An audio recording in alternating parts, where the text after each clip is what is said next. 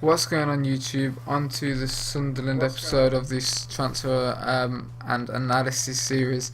And there doesn't seem to be much movement since the Defoe signing, has to be said. The Defoe signing itself, I think, was a good one. Sunderland haven't been scoring enough goals and haven't been playing well enough, particularly at home. I know the fans have got on their back quite a lot.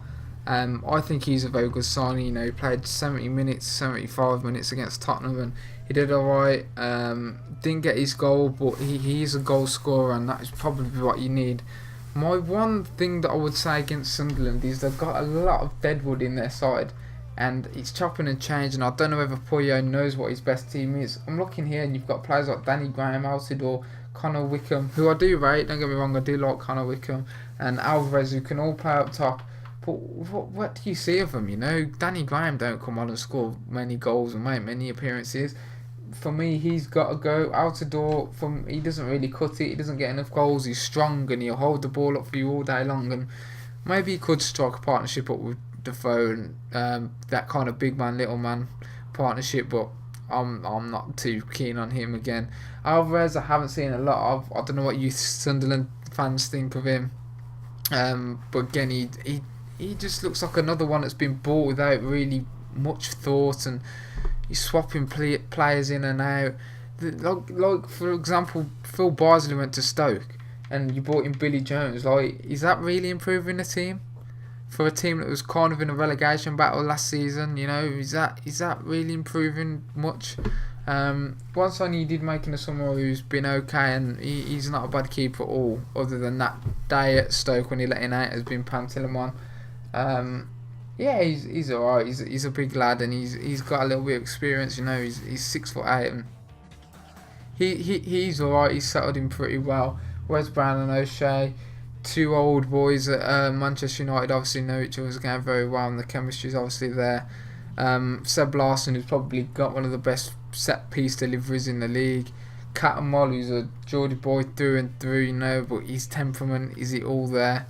Giacorini I do like, but he doesn't play enough, and he doesn't seem to be able to last 90 minutes. He has got a bit of class about him. I don't really think he's a left midfielder. I do think he's more of an inside player, maybe playing off the front man. But Sunderland probably will start to play with two up front now, whether it be Fletcher, Defoe, Altidore and Defoe.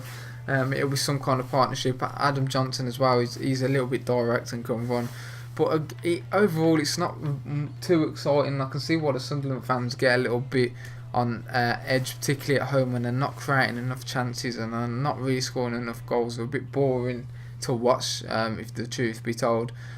Jack Rodwell hasn't really hit the ground running since being there. He's a talented boy. He's a well-rounded player, but he for me, someone with his ability and his quality, should be playing week in, week out, and it just hasn't been. Cartamo has been playing in his place, and I honestly think if Sunderland went forward in the midfield and got a little bit more creativity in his side, it would help them greatly. I really do. If you got maybe Defoe or Fletcher up front, and then just stuck Seb Larsson in the middle just to spray the pass in, and you got two workhorses in Catamol and Rodwell, and just get Giacorini kind of a bit more narrower than that, and then Johnson can maybe pull out wider, and he can always cut inside. Just a bit more fluency in the side, and they do try and play good football. Gus has obviously brought that from his time at Brighton, and they always played pretty nice football.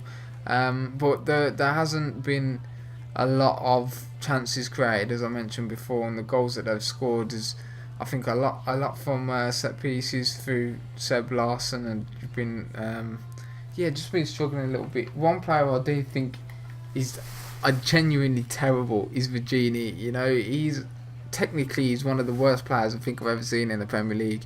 He gets played in, week out, and I don't know why Sunderland play him so much, and I guess it's because they haven't got anyone else to play. Billy Jones, I'm not sure whether he's injured or something. I haven't seen him for a little while.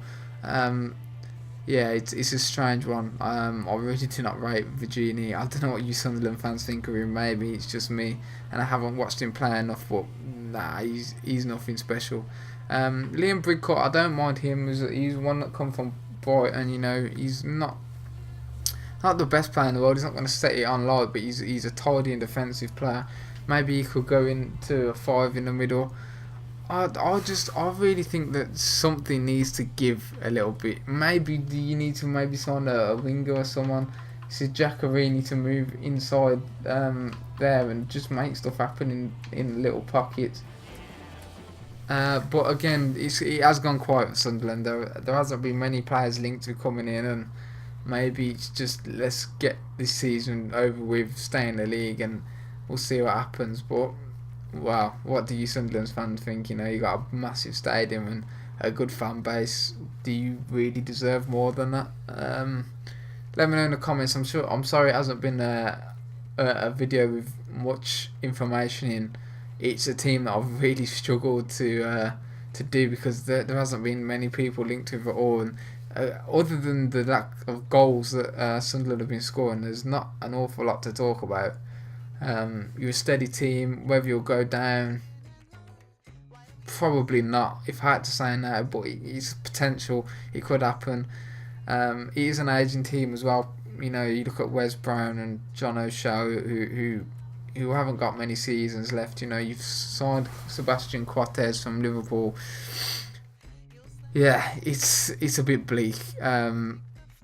So yeah, I'll leave it there. Next up is Swansea and how they're going to cope without Bonnie and who they potentially bring in. With Gomis potentially looking like he's going to leave as well. So yeah, thank you for watching, Sunderland fans.